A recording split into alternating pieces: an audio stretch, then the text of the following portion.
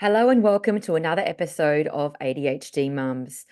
Today is a really special episode. I had a lovely lady in our Facebook group called Liz, shout out to Liz, who asked in the Facebook group, is there any way that you can do a summary of everything you've learned, what advice you would give as if I'm having a coffee with you?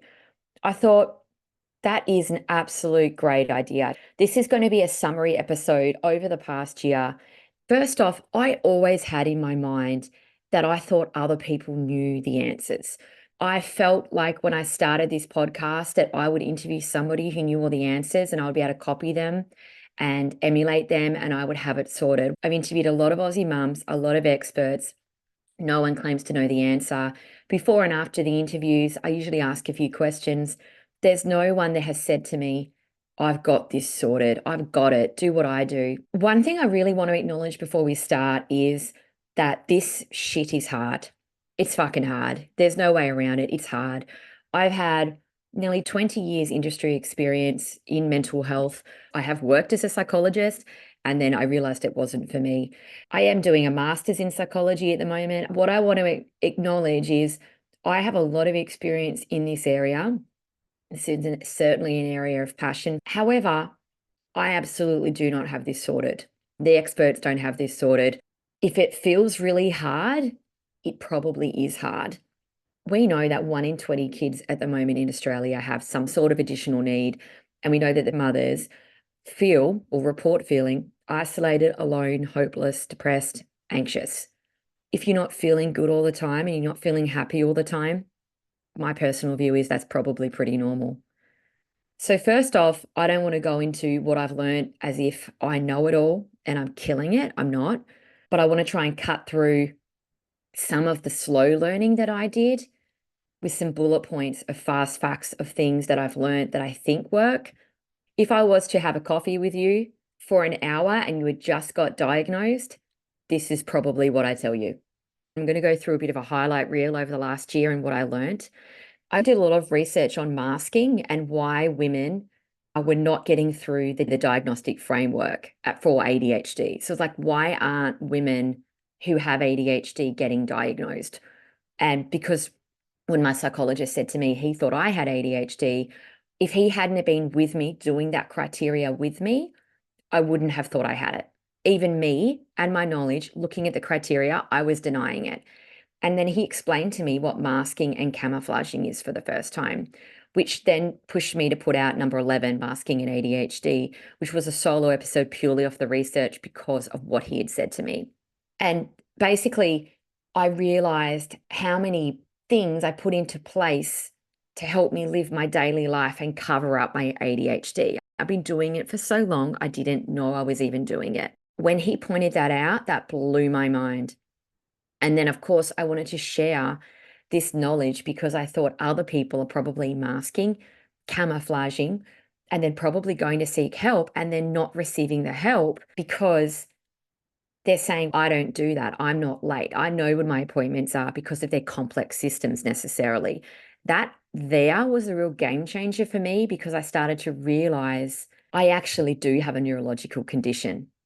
This is not me needing to try harder. This is actually me being a perfectionist, trying to meet society pressures of being a good daughter, mother, wife, not being able to, and then covering it up over and over again. One thing that I really want to highlight is when I met Tanya Waring on episode 21, that was a real game changer for me.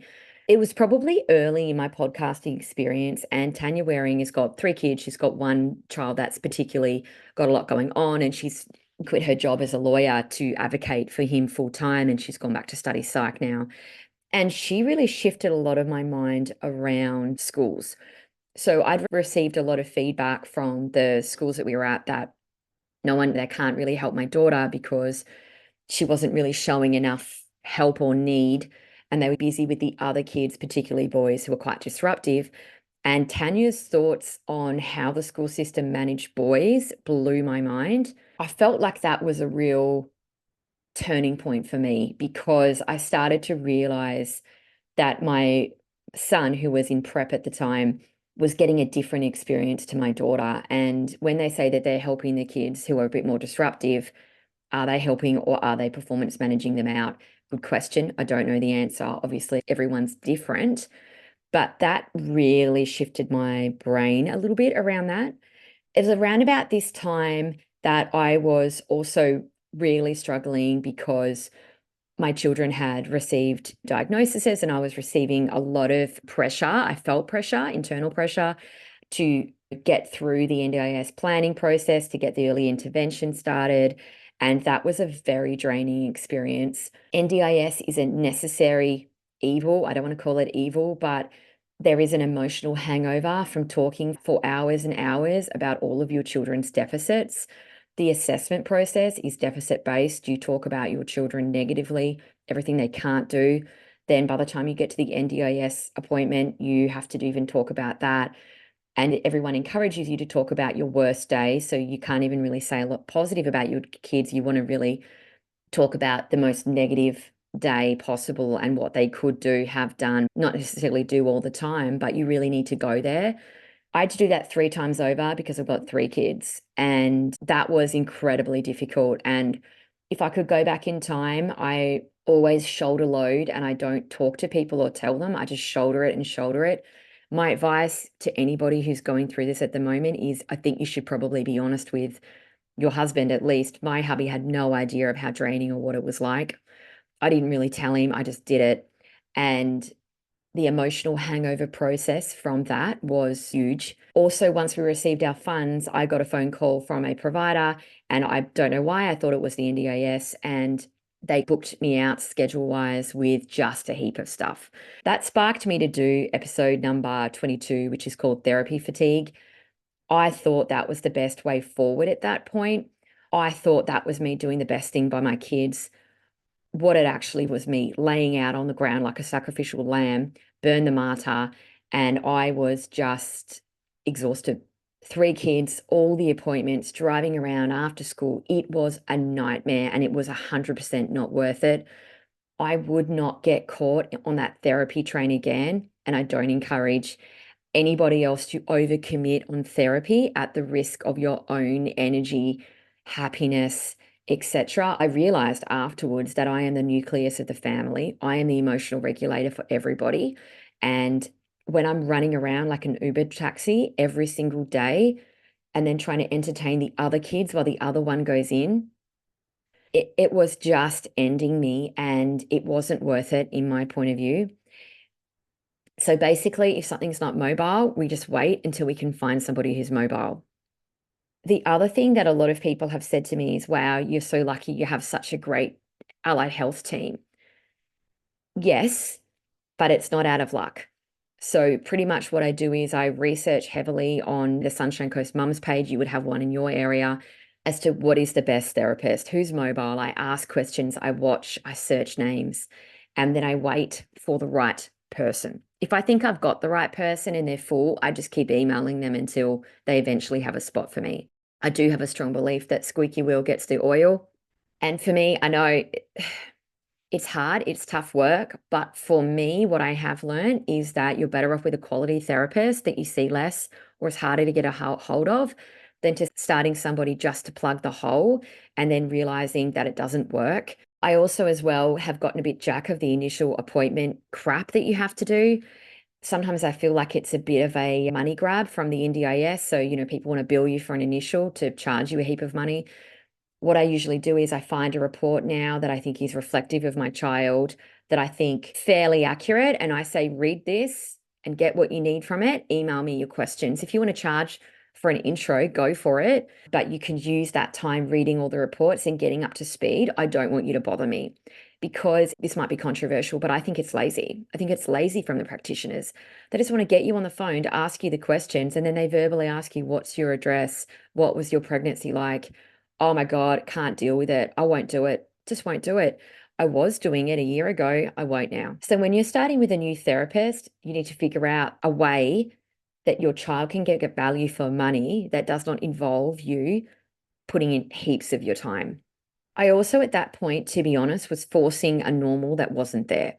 I enrolled the kids in nippers, which was a disaster. I enrolled them in swimming lessons, which was also a disaster. And I enrolled them in things that I thought that they might like because I don't think I was really admitting to myself who we were as a family and who my children actually were. I was just like, oh, that will be fun for us. I'd love to go to NIPES. That's what I always imagined us doing. Yeah, I know now that's probably not going to be in our future. Major sensory issues, a beach, beating hot sun, three kids, so you've only got two of you, and then everybody needs you one-to-one. Absolute nightmare. Not worth it for me. Since that experience, I have really learnt to basically strip it all back. My kids do one sport each. There's one training and one game, and then my little boy doesn't do any sport. He doesn't really want to, and I'm not going to push him for the fun of it. So stripping it back, prioritizing yourself and having more time together as a family and more times with your kids that aren't you running them around, getting them in uniforms, making them eat snacks, getting changed in the car, for me, valuable. I would never go back to the roller coaster of the therapists and the extracurriculars again. I would never do it. At the moment, we have a clinical psychologist that comes around. A lot of people, one of the most asked things is the family therapist that we use. How does it work? It actually really happened organically. This is the guy who diagnosed me. He's got six children. He so gets it. And he has family members with ADHD. He gets it. Initially, I was taking a child up to him at a time. The location wasn't great. It was very stressful. He's done me a solid, and he actually comes mobile now, which is a miracle. So he comes in the morning before school, he comes early, and then we try and get two kids out of the way. So every person in the family sees him every 2 weeks for half an hour. So he sees the kids in their natural habitat, which makes it a bit more realistic, and he can see how things actually work in our house. And also, he then gives me feedback about what's working and what's not working. I generally have 15 minutes with him at the end, which I just have a list and just do quick therapy, like what should I do with this, what should I do with that. He's very direct and he's more of a coaching psychologist. He really takes a look at the environment and just tells me, okay, this is what's working, what's not working. He will do ad hoc marital relationship stuff for me, my husband. He will do, okay, this child is having an issue with the other child, sibling rivalry. He does it all. You're probably wondering what his number is. He's very full. He's also local to me, so it'd be difficult. But what I would look for if I was in your position, what I think the number one therapy is, personal opinion, would be a neuro affirming psychologist. I've noticed a lot of psychologists coming out now as neurodiverse. So a lot of psychologists are seeing themselves as having ADHD or perhaps they're autistic. I see that more and more now. What that does is it actually creates a community of care for us in Australia of other, and they're generally women because a lot of psychologists are women, but they could be men as well, that are neuroaffirming. If you don't know what neuroaffirming is, it's a pretty new approach. And Tanya Waring really changed my mind around the neuroaffirming. I'd never really thought about it before. Basically, I'm just going to probably butcher my definition of it, but to me, neuroaffirming means that there is nothing wrong with the neurodiverse child or adult. The idea in the past, I believe, has been let's try and make this neurodiverse child more neurotypical to fit into the neurotypical world. So we know that the world is built for neurotypical people with neurotypical brains. We know that, which is why we have to mask scaffold to fit. And I often reference round peg, square hole with my daughter and mainstream schooling. But it can feel like that all the time. And I noticed recently there was a definition of joy. I heard Dr. Emily Musgrove on the Imperfects podcast. She was talking about joy. From Jeffrey Jensen Arnett, he has a quote on joy, and it's the ideal fit between ourselves and the world around us at the moment. That's when you can experience joy. And it made me just stop in my tracks. And I thought, no wonder we're all, not all, I shouldn't say that. No wonder a lot of us feel depressed at times. And we know that it's very likely that autistic and people with ADHD or any type of neurodiversity are going to have other mental health conditions like anxiety, depression. We know that. So is it because the world doesn't fit us? Because the quote on joy is the ideal fit between ourselves and the world around us at the moment. I very rarely feel like that. And I do have trouble experiencing joy. Is that something to think about? So going back to neuro affirming, the approach, it's the idea that trying to get a neurodiverse person to fit into a neurotypical world is not actually the idea because it teaches them to hide, mask, scaffold, and turn themselves into a knot to be accepted into a world that they generally find a bit more difficult than others. So the idea of neuroaffirming is that the child is perfect the way they are. There is nothing that we need to change in ourselves. And there's always that idea around the world should change to include everybody. We shouldn't continue to hold up this normal and then have a heap of people that don't fit, have to try to force themselves to fit, or they end up left out, excluded forever. Going back to what I was saying, I would be looking for a neuro affirming psychologist. Reason being because they will be able to help you and your family understand yourselves and empower yourselves. The other great thing about having somebody like that, and it's best to wait until you've found the right person, don't jump in and just try and make anybody like a family therapist. You might find that some psychologists won't leave their office, they won't go mobile, they won't see the whole family at one time. So it's really a special person you're looking for. Obviously, try and get that funded through the NDIS. There is the positive behavior support that a lot of people have in their plans with their kids. It's basically because the NDIS have identified some behaviors that are dangerous or risky, and they give you some money under PBS, it's called. Personally, if I was looking, I would just be really aware of what applied behavior analysis is. If you get a family therapist or anyone through the NDIS that says that they'll come out and see you through positive behavior support plans, everybody's different. My personal view is that there's the applied behavior analysis, ABA is the acronym, and they have an approach to understanding and changing behavior in autistic children and children with disabilities. This is probably going to be controversial, and I'm probably going to get a heap of DMs about it. But my personal point of view is that at times, ABA kind of, it basically helps change your child's behavior. It aims to help children increase positive behavior and reduce negative behavior. It does this by reinforcing and rewarding positive behavior so it's more likely to happen again. Negative behavior doesn't get attention, which means it's less likely to happen again. So it's like Pavlov's dog, like training a dog. Like you reinforce the positive behavior, you ignore or punish the negative behavior. That's not something that I personally would do with my children. I believe that children's behavior comes from somewhere. And I personally am more comfortable going into what are the sensory preferences of that child? What is it about that environment that's not working for them? Why are they reacting the way that they are reacting?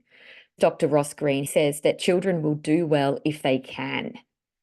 It's a really different way of looking at it. And I know it can be a bit out there for some people, but I believe personally that all children will go well if they can. I don't believe there's any child out there that goes, oh, I just thought I might just hit somebody today. I don't believe that. But I believe that neurodiverse children often have a lot more going on that they don't let on. It might seem like they've just walked up and just punched somebody or hit somebody at home or they're behaving badly. I'm not talking from a perspective of somebody that doesn't have kids that have done things that have shocked me and others who haven't hit, bit, done things. I've seen it. It's happened and I get it. I get it. I've got two boys. I don't have a little girl who just sits and plays piano and draws. I get it. Boys are a different beast and some of them can react. Or girls the same. So personally, one of the best things I've done in the last year is get a family therapist. I would look for a neuro affirming psychologist, counselor, or I would send through what neuro affirming therapy is and ensure that they do it. Obviously, experience with neurodiversity, perfect. Personal experience, even better. I would always go with a parent. I haven't had that greater experiences with therapists that don't have children. That's just my take on it. The number one thing that I would do would be to get some type of family therapist. counselor, psychologist, whatever it is, make sure they're neuro affirming. ABA works for some people. There's nothing against it. Check out the website, and if you are okay with the ABA style, fine. Make sure that if you are not okay with that approach, that you don't get somebody that has studied and believes in that practice. The reason I mention it is because I've had people send me messages before. They've got a positive behavior therapist coming out. They work with the whole family, and they find that they don't agree with the approach and that they don't feel comfortable negatively giving no attention to a meltdown or whatever it is the therapist is saying. The reason I mention it is because I don't want you to feel that just because that person's a psychologist or a counselor, that they know what they're doing better than you do. If there's anything that you don't agree with as a mother, follow your gut. It wouldn't matter to me if I had Dr. Ross Green, one of the child specialists, the best one in the world. If he came and I did not fundamentally agree with what he was saying, I wouldn't follow it. So you really need to be comfortable with who you've got in your house and who is really guiding your family through this. So just be aware of what neuroaffirming is and be aware of what ABA is. If you have NDIS, you will find that there are a lot of ABA practitioners in there. So my point of view on therapy at this point, to sum up, would be that I believe that you should, if you can, start to integrate therapy into your family routine. I have gone through the phase of dropping a child off like a hot meat pie or a bag of potatoes, fix that kid. I went through that. I was treated like that as a child. I don't do it that way. Yes, my children do receive individual, but they generally do it mobile if I can. I will take them to an office if I can. But I'm also really in communication with that therapist, and we are actively doing things at home. So a lot of the work I found, especially with kids, can be emulated at home. I've definitely done a couple of speech therapist sessions and then gone, they're just using this app. I'll just download it for $100 and do it at home with them for half an hour. And often spending that time with your children when they're younger and they actually want it to be you is great, because it's not time away with you, it's time in with you. And that can be really difficult to coordinate with multiple kids. Okay. And I'm fucking hearing you. Okay. I've ended up really using the iPads as a way of mitigating this, particularly when my husband's not home. So let's say if I have to do 20 minutes of speech with one of my kids on an app, I will put the other two on a iPad with the timer on. I have a parental control app on my iPad. It's called Our Pact, OURPACT. I'll put it in the episode notes. This is not a paid partnership. I use it. I love it. I pay full price. I'll do like a 15-minute timer, 20-minute timer, 30-minute timer, and then I'll rotate the kids around to actually be able to have some one-on-one time with them. Just taking one kid off and doing something with them by themselves and leaving the other two unmonitored doesn't work for me anyway. So I've had to do structured activities like that. And even though it might seem like an extra thing to do, for me, I'd prefer to do that at home than to drive my kids around appointments, feed them snacks, and try to control them in a waiting room. That does not work for me. For me, when I made that discovery and I was going down that path, I also recorded episode number 23 with Tanya Waring. She's a meltdown specialist. She's actually doing her PhD in meltdowns in the classroom and how they can be managed. She gave me a lot of tips around meltdowns, particularly, for example, traveling in two cars. It's very difficult for us to travel in one car because of the fighting, the screaming, getting everybody ready. Let's say sports on Saturday, you've got to get one kid there on time, one won't walk, one won't get in. It just means you've got a lot more breathing space. Tanya gave me a lot of tips that have stuck with me.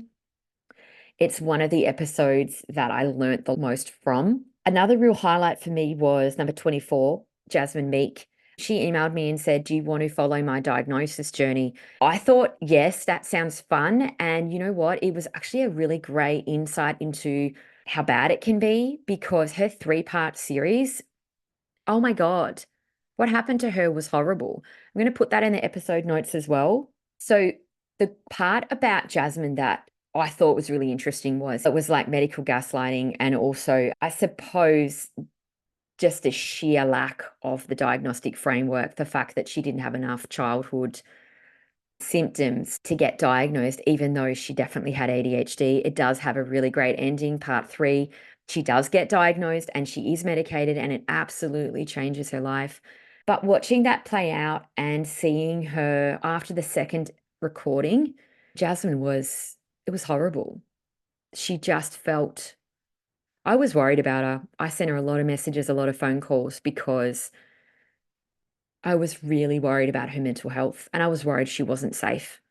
And it's been great to see that play out and finish, but it really showed me that we've got a lot of work to do. Episode number 25, I got Millie Carr in. She writes children's books. She did a episode on the neurodiverse classroom, blew my mind. I think it was because it was following up Tanya's episode, and that started getting me really thinking about the education system. And a lot of the things that I'd been thinking and wondering, and I've been hearing all of the excuses from the school. We can't do this because we can't do that because we can't do this because, well, you know what? Millie Carr is a teacher in a primary school, and let's have a listen to what she's doing. Because actually, the modifications that she spoke about were not that big. They were small. They don't cost a lot of money. They don't take a lot of the teacher's time. But it was a way of looking at how we teach more inclusively for everybody. This is not about sectioning off 10 kids out of 20 that are neurodiverse and giving them all this special stuff. This is just about teaching in a bit of a different way. And I've never known or I've never seen a neurotypical person not love the inclusion changes, like having smaller numbers or better lighting or child-centered approach or a bit of a walk and a run for a bit of breath of fresh air. Millie's take on it was refreshing and it sat with me. When I heard her talk, it just hit me that we can do things differently because I felt like before I spoke to her, I was really conscious that it's not the teacher's fault. And I didn't want anyone to think that I thought it was the teacher's fault because I actually haven't experienced many teachers not having in their hearts in the right place, not trying their best and not being great people. It just always felt to me they were under-resourced. They had too many kids, which, I think most of them would actually agree with me. So when I interviewed Millie Carr, it was really refreshing because I didn't want anyone to think that I was blaming the teachers, and Millie gets it. That for me was a gear shift in that we can do things differently. We're just not. Why? Number 26, do you have ADHD or is this mum life? I don't know. I never want to say favorite, but that'd still be one of my favorites. I put a call out somewhere, I think it was on Instagram stories, that I wanted to interview two people, one who had ADHD and one who didn't, and go through the morning routine, the lunch routine, the afternoon tea, how they do things to actually show the difference. It was one of the funnest episodes I've ever done. And I interviewed two friends, Amanda and Sarah. If you are still wondering if you have ADHD, it's pretty clear the difference. I thought it was great because I started to be more in the middle because I'm medicated. Like I could actually see Sarah, who was neurotypical, I could actually see how she was doing the things that she was doing and how she was creating calm and how she was creating structure. But Amanda, who had ADHD, couldn't even fathom how Sarah was actually doing those things. So I thought it was interesting how the ADHD brain, where was identifying with Amanda, with medication can start to look more neurotypical. If you haven't listened to that one, check it out. It was one of the most interesting ones I've done. Number 27, highly camouflaging with Millie Carr. I had raging PMS and I was in a full rage. And I think her and I got on a rant about the fact of why women aren't diagnosed and girls aren't diagnosed as often, why they aren't picked up, and how, as parents, get turned away, which has happened to both Millie and I.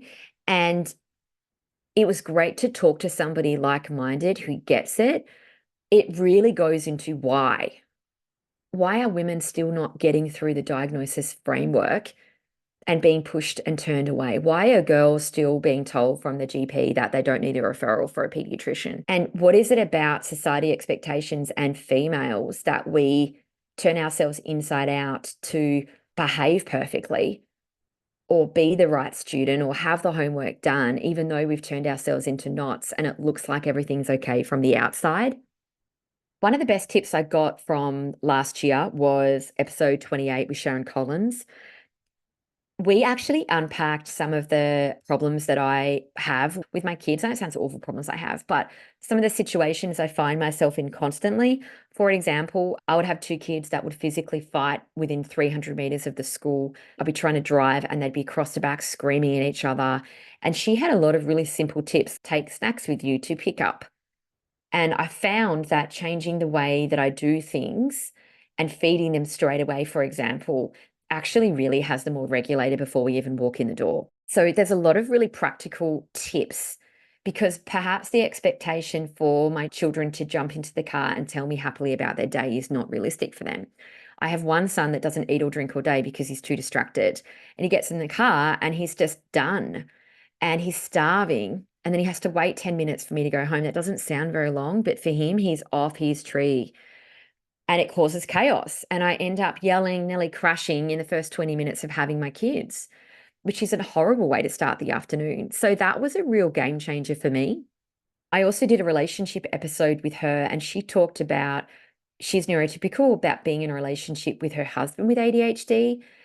And that really shifted my mindset too around being in relationships. My husband has ADHD as well, but he is a really inattentive type, and I'm really hyperactive.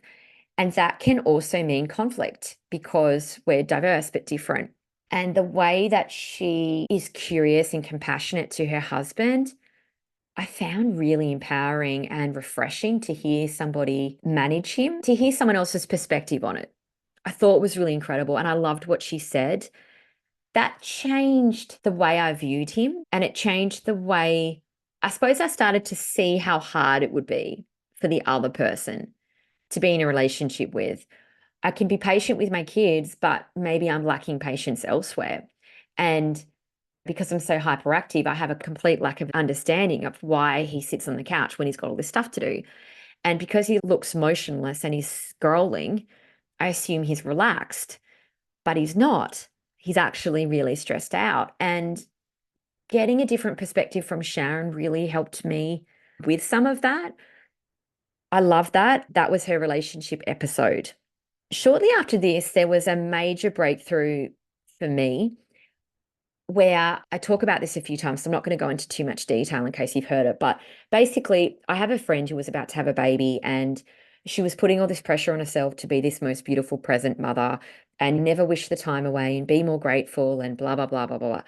And I listened to her talk and I said to her, I just think you're putting too much pressure on yourself. She doesn't have ADHD or anything. This is just a friend. And who knows? Anyway, and I said to her that I felt like I was at about 30%. I enjoy about 30% of motherhood at the moment. And I thought afterwards, I wonder how other people feel. Do they enjoy everything? How do they go? What does it look like? Am I alone in this? I put it out on Instagram stories, received a huge response, and I don't think there was anyone over 50 or 40%. And there was a lot of people that I needed to check on via DM. They were not in a good way. And that began the I Hate Motherhood series, which I have renamed now the Untold Tales of the Struggles of Motherhood, or something that doesn't sound as negative. I'll put all this in the show notes, by the way. There's a 3-part series, and it's about women who talk candidly about actually how they feel. If you want to listen to a bit of a vent from somebody and feel like acknowledged that it's hard and a lot of people don't love it, and it's like the opposite to the social media post of people standing around in straw hats with long flowing dresses, clutching their babies that all look perfect and they just look so happy. And then you just wonder, is it just me that's struggling, that looks like a bag of shit and your kid won't stop crying? It's pretty much that in a podcast episode. I really enjoyed recording them. I also noticed as well, having taken meds for a long time, that there was a really strong correlation of addiction and ADHD. And episode 30 and some of the others go into addiction. So, food and alcohol. I've definitely been in places in my life where I think I've drunk more than I should. There's binge drinking and not knowing where to stop. Yes, I've done that too. But then there was also the cumulative effect of needing a glass of wine at the end of the day, needing 2, needing 3, because I just felt so unhappy. For me, medication changed a lot of the drive around drinking, and that's really turned me full cycle. I interviewed a few people on these addictions and binge eating, particularly.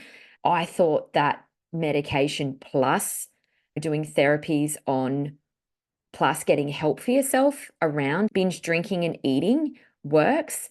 Again, medication works best when it's hand in therapy. I don't think just taking a pill and then doing the same things is going to work. But sometimes, if your brain is wired differently, not taking medication and just putting steps into place might not work to stop some of the addiction. Using them together, I think, really works. Again, medication for me has been really life-changing. There's been things that I've been able to do, therapies I've been able to do on myself that I've actually had the time and space and organization to do, as opposed to just taking meds and not doing anything, or doing therapy and then not taking medication. I think probably the combination of the two is a real winner for me anyway. Obviously, not everybody can find the right meds. In regards to medication, back to episode 20, medication and psychiatrists, it's very much the old saying, you want to put on your oxygen mask before trying to help others.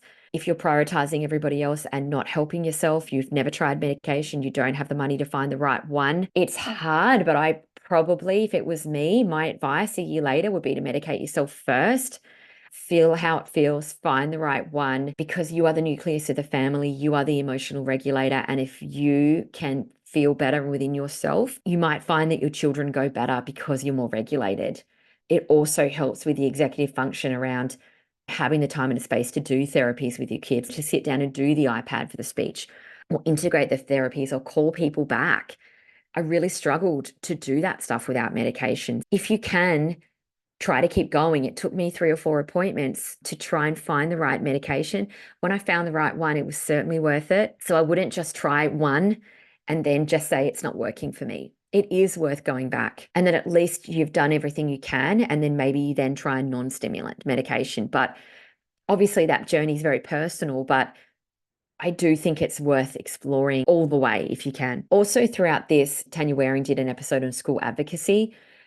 That was really great. And it helped me and educated me into how to handle myself in the school environment, how to get the best result, because it's difficult not to fly off the handle. It's difficult not to get emotional. Tanya gives some really great tips around advocacy, because she's certainly done that a lot for her kids. So that there was a great episode too. That is number 31. Number 32 was an interesting one with Dr. Jacinta Thompson. I love having her on. And I went in really excited because we wanted to talk about ADHD and being autistic. And a lot of people were writing in and saying to me, thought I just had ADHD, but my kids have also been diagnosed autistic. And now I'm having all of these sensory issues. And I don't know, am I autistic too? Is there any point finding out? And I've got these new things that I'm left with. Dr. Jacinta Thompson, oh my goodness, she changed my world. She talked about ADHD shielding at times. So sometimes ADHD can be like a social shield. It can create excitement and impulsivity, and you just want to share with people. So when you're in a group, you might handle yourself well. You might be a bit much, or you tell long stories, but you feel good about yourself at least, possibly. But she wanted to talk about the autistic experience, and I thought I had just had ADHD. So we were going to talk about the similarities and the differences. But every time we had a scenario, I was actually identifying with her. And then I realized at the end of the episode that she was the second person, the second psychologist to tell me that she indicated to me that she thought it might be good for me to go do my own assessment. She was the second psychologist to tell me that. So it started to really hit home that possibly there was a little bit more going on than what I had thought. That led me to seek my own assessment, and I was diagnosed autistic. However, I am still in imposter syndrome with that. If you don't know what that is, it's when you think that everyone else has it worse than you. So it's something that newly diagnosed autistics experience, or ADHDs, or really anybody. It's just that feeling of you wonder if you really are autistic, or you're not really autistic enough, or you question whether there was a mistake and you're not really autistic. So I'm still sitting in that space. A few people have said to me, you could sit there for 6, 12 months. You might be longer, who knows? You might go through it quickly. I'm still sitting in that space. So that's why you hear me talk about it, but then not talk about it. That's been sometimes I feel okay about it. Sometimes I don't have the answers. But season 2 of this podcast is definitely going to go more into the autistic mum experience. It's going to really explore that more deeply. 75% of people that have ADHD are also autistic. So there was a lot of people that when I put out on Instagram stories, has anybody got autistic tendencies after taking ADHD meds? And 99% of people said yes, they do.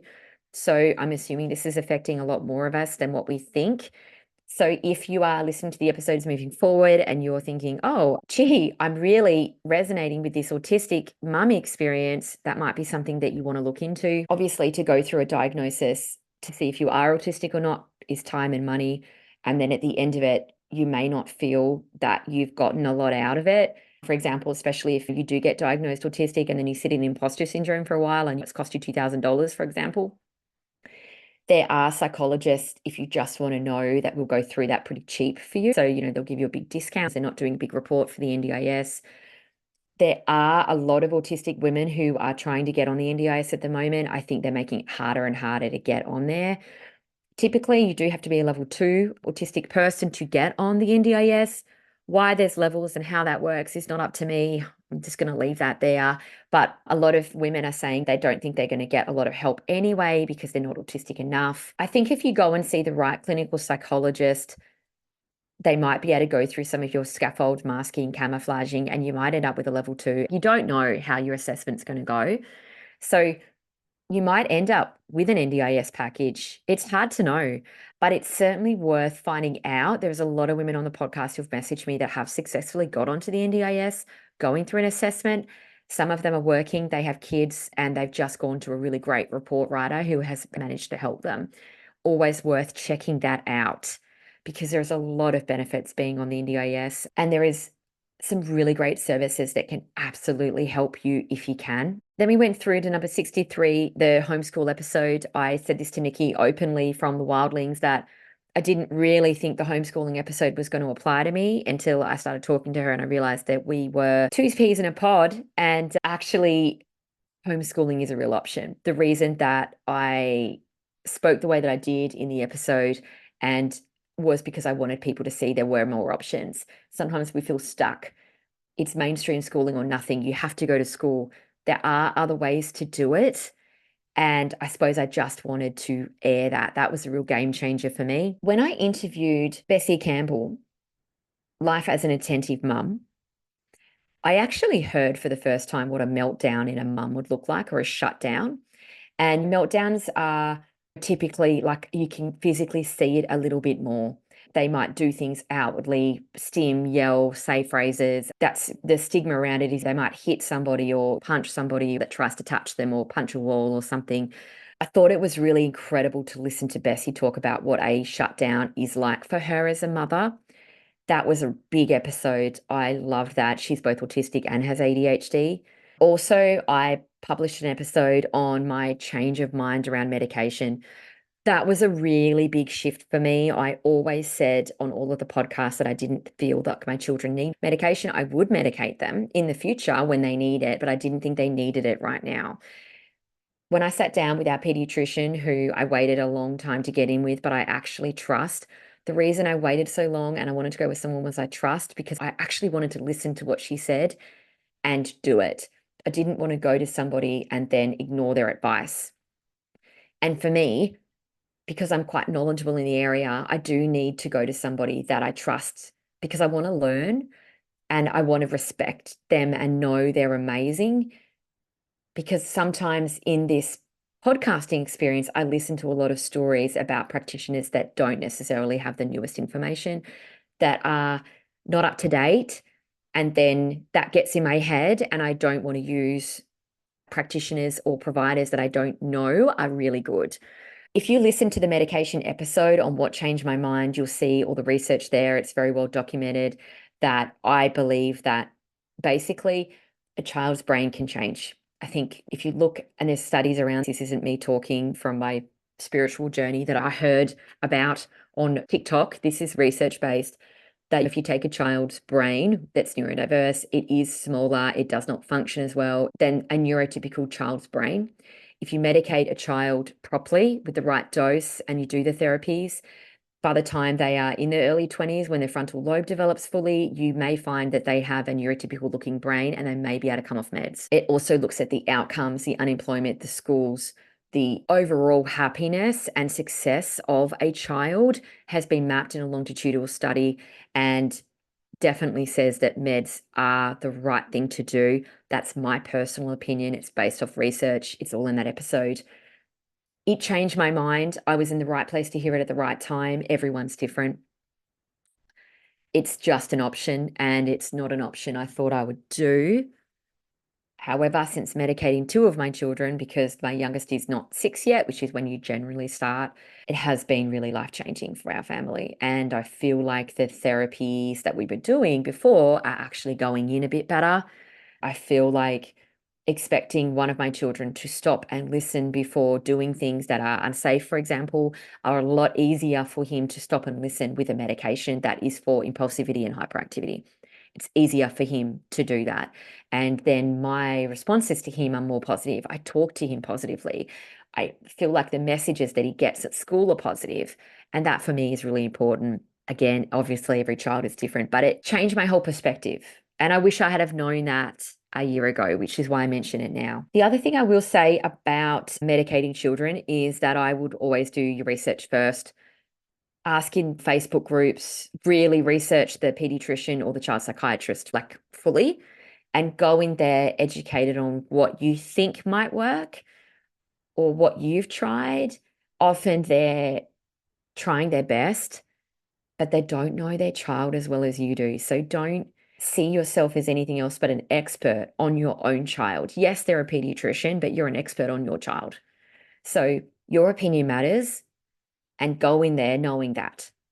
I have had multiple appointments with the pediatrician, and I have had scripts given to me by her that I've not filled for each child. And I've gone back in the follow-up and gone, look, I'm sorry, I'm not comfortable with that for these reasons. I would like to try this.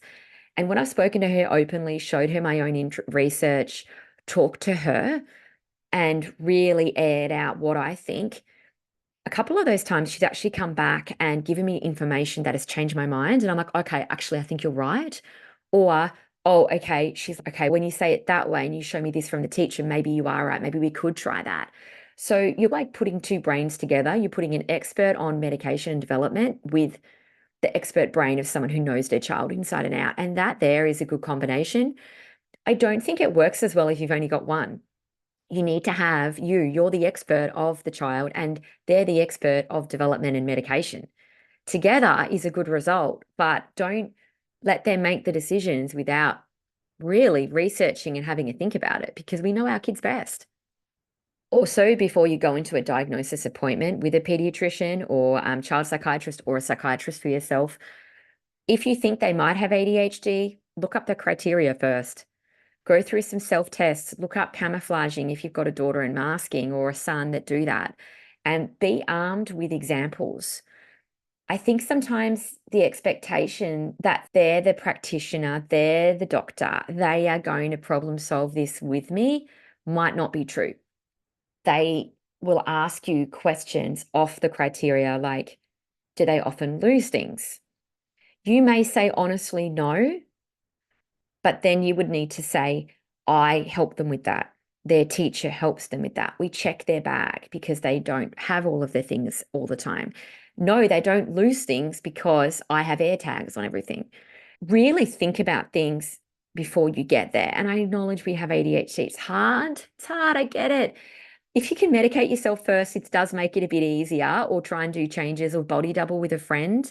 I have to get organized for my child's appointment. Please, can you come over? Because it is important and it will get you a better result. I think some quick tips from me before I finish up would be a big takeaway I've got this year was awareness. It is important to be aware of yourself and the way your brain works. It's important to be aware of your husband and how his brain works and your kids. I really believe that we are all doing the best we can do, and being aware of the way somebody works matters. So, for example, my husband's inattentive.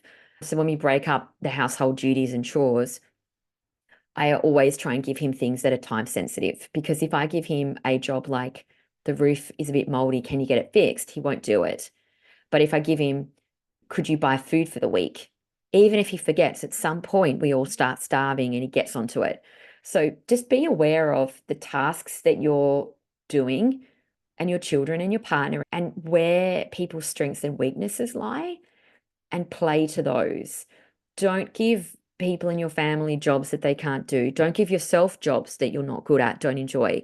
Try and break it up. And if there's something that nobody wants to do, try and outsource it if you can. The other massive thing that we talk about a lot, that a lot of the ADHD experts that I've had on talk about, is compassion. And that just goes around and around. That is still for me a lifelong journey. I think neurodiverse people are incredibly critical on ourselves. That for me is still a bit of a reach. I think talk to yourself as if you're what you would say to your best friend. That's easier said than done. I find that really difficult, but I can also see the importance. And I'm hoping that next year, when I'm doing the recap for this season, I can say that I've done it or I'm doing it, as opposed to me struggling and still not quite getting there. I think as well, be okay about the grief period with diagnosis for yourself and with your children and the complete mess that can create on your life. It will leak into every facet of your life, and it does. Don't put too much pressure on yourself. Here's me saying that, but then being compassionate to you, but then not to myself. But I think I need to really take a bit of a lesson with that, that I've just expected that to not take a toll. And it has. I've expected the whole last year to not take a toll, and it has. And this summary episode, yes, I've learned a lot, but I don't have it together. And that's okay. I think more bullet points is I was a real anti-iPad person a year ago. I would give my kids, like, worst case, it would have to be dire for me to pull out an iPad. It was really infrequent. And my best friend said to me, I don't know how long ago, Jane, I don't know why you don't just pull the iPads out. You put so much pressure on yourself. And she's right. So we have upped some of the iPad use. For example, getting my kids ready in the morning is just a nightmare, and telling them that they can have their iPad for as much time as they're ready for means that everybody's ready early so they can get the maximum amount of time. And it just means it's an easier morning. Also, in regards to schools, no school is perfect. I haven't met anybody who's entirely happily with their school. I think it's like work. It's always going to be tough. You just got to pick the best of the best and do with it what you can and advocate the best. School can't is a real thing. If you have children that cannot go to school, that might be really real for them. I had went through school can't for 2 years. It did a lot of damage on my mental health. If you have children that is in school can't, it is a real thing. And I think it's worth looking into other options in your area. I've also noticed this year how often I go and do something else instead of acknowledging my own problems. And I think people with ADHD seem to do this a lot. And speaking of compassion, we all throw around the self-care word, and I fucking hate the self-care word. And I think one of the reasons I feel quite angry towards it is because there's just such a lack of it. And having someone take your kids so you can go shopping by yourself for food for the family or clean, it's not self-care, but it's a reality of so many of us. Self-care for me is not something I've even got anywhere close to conquering this year. I have backed myself into such a corner that I'm so incredibly burnt out. And I think I'm starting to be aware of how burnt out I am. It's been a massive year for me, and it's really made me look at my own self and see things differently. I think autistic burnout is a real thing, and I think we're going to go more into that next season. If you're experiencing burnout over and over again, but I suppose one thing that I have learned this year is that I am a bit of a people pleaser and I'm a perfectionist, and I often don't prioritize myself because I feel like, probably with my family history and the high levels of work ethic that my mum and dad had, I didn't see a lot of self-care. And my mum would only allow herself to sit down after everything else was done, which, can you imagine? Actually, that's what I do. Anyway, so she never prioritized herself, her self-care ever. I never saw that. So if my children say to me, I don't want you to go, please don't leave, and my husband says it's not a great time and he doesn't really offer, I generally don't go. As I said, I've backed myself into a corner so badly at the moment that I really have had to prioritize myself. And our family psychologist said to me, it doesn't matter if anybody else is unhappy about it. You need to leave. You need to go. You need to do something. For me, that can be really difficult because remember as well, and I get it, when you're the mum and someone's at your house with your kids, where are you supposed to go? I don't want to go to the shops. I don't want to go and sit somewhere in a cafe. Like I'm exhausted. So for me, I've had to find places where I can sit in the quiet because that's what I need. I don't want to go shopping. I just want silence and peace and quiet and no one saying mum for a while. So if you strip back what it is that you like, do you like going for a walk? Do you like going to the beach? What is your thing that you like doing? And try and carve something out, even if it's small, or try and create that at home. Do you enjoy gardening? What is it that you enjoy? And do you enjoy reading a book? And if it is it's just you with the kids alone, is it okay if you put the kids on iPads for 45 minutes and read your book? And what is these high standards that we're holding ourselves to? And it's mainly my internal pressure. Nobody's saying to me that I can't do it. It's me holding myself back. That's been a big acknowledgement this year for me that I can't blame anybody else because the stars and moons don't align off very often. And if I keep waiting for the stars and moons to align, which is all of my kids letting me leave happily and my husband offering, it's not going to happen very often. So is it okay if I drive off and have one of my kids crying and my husband not too happy while I go and do something for myself? And I think that is okay. And that might be the case that you need to start doing that. And I've only done that once, like 3 days ago. So this is new for me. This isn't something I've mastered, but I've started to realize, am I going to wait for someone to give me that or will I take that? I hear a lot of women talking about their partners and the hobbies that they have, but I don't hear them say they asked for permission, waited for the stars and moon to be aligned and the kids not caring, and then they left. I felt like they booked it in and left. Maybe there isn't enough insight from the partners to offer. Are we going to wait for someone else to make it okay? Or do we need to start just claiming it? That's a question I've been left with at the moment because I'm getting to a point where I can't keep going like this. I just can't. And I think we really need to acknowledge on where we're really at, truly, because if we are the nucleus to our family and we are the emotional regulation machine for the family, even if we don't do self-care or resting for ourselves, if that's a stretch at the moment, do it for your kids.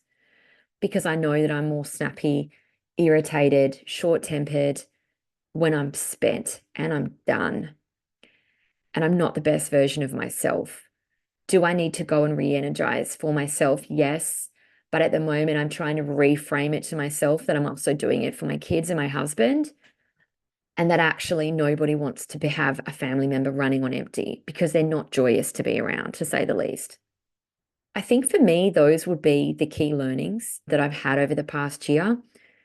It's hard, hey, because I hate pulling out episodes and then not mentioning other people. Everyone's been brilliant. The podcast community has been amazing. And I'm so grateful for the community. A lot of people send me gratitude messages, and I love that. But to be honest, I get so much back from this community. And I really want to acknowledge how grateful I am that everybody has listened to this podcast, reviewed it, joined the groups, and sent me the DMs and volunteered to come on and be a guest. Without you guys, it wouldn't happen and I wouldn't continue. I really want to extend gratitude to you. That percentage of parents that have chased this further enough along to realize that they might have ADHD. It's so easy to bury your head in the sand. And I reminisce about the times that I didn't know that we were all neurodiverse because it seemed like it was a lot simpler. I think I'm glad that we know, and I think we'll all have better outcomes. But a teacher at school said to me that all of the stuff that I'm doing now matters, but I might not see the benefits of it until my kids are 11 and 12. And then, not that we would compare, but if you have kids that have done a lot of the work early, they are going to have a better outcome. And I don't even know if that's true, but that keeps me going because otherwise I feel like sometimes we're not getting anywhere. But I just really want to acknowledge everybody on this podcast and everybody who's supported me over the past year. I hope that you've gotten a lot out of this episode. Thank you so much for listening.